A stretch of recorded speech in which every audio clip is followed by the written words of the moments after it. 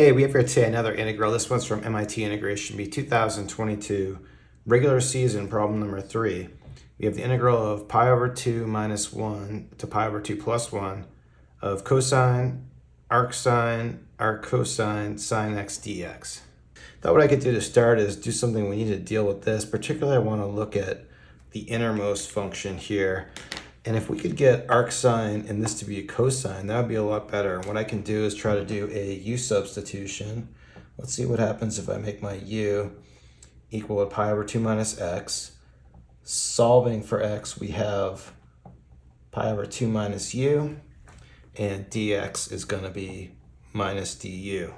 Then I'll make this substitution. So we'll take pi over 2 plus 1, and the pi over 2's are going to cancel, and we're going to have just minus 1. And then plugging pi over 2 minus 1 in here, we get a plus 1. And then we're going to have all this whole long thing here. Okay, so we'll copy all that down.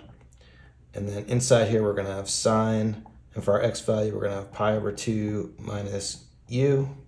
And we're going to have minus du there.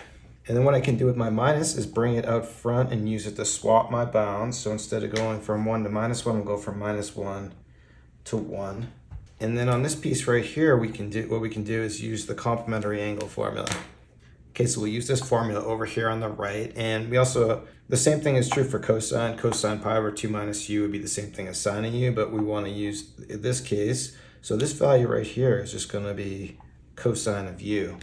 And then one other thing I want to do before I rewrite this, let's just notice this whole thing is an even function. That's because what you could do is if you plugged in a minus u right here, cosine's an even function, that would reverse the sign, and so this whole thing is going to be an even function. And what that's going to allow us to do with the symmetrical bounds is we can change this lower bound to 0 and multiply by 2.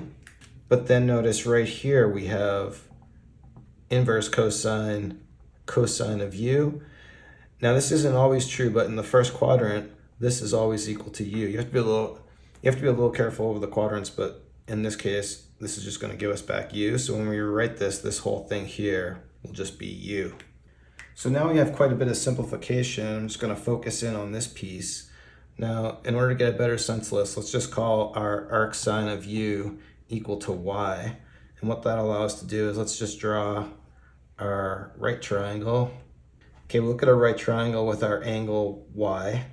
And we can rearrange this to be u equal to sine of y, but we can write that as u over 1.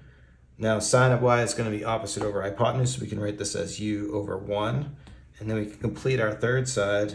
Just using the Pythagorean theorem, we'll find that this is going to be 1 minus u squared. And then the nice thing about this is we can find the value of actually any of our trig functions, but let's find cosine of y. Now cosine of y is going to be adjacent over hypotenuse, so that's just going to be square root of 1 minus u squared. But again, we've said that this is going to be y, so cosine of y is right here. So if this is y, this whole thing's cosine of y, we have our value for it right here, square root of 1 minus u squared. So we're just going to be integrating from 0 to 1, the square root of 1 minus u squared du. And from here, we could do a trig substitution, but what I'd like to notice is this is actually just the first quadrant of a unit circle. Let's take a look at that real quick. Okay, so here's our graph of the square root of 1 minus u squared here. Notice we can't have a negative value here, so we just kind of have the top half of the unit circle.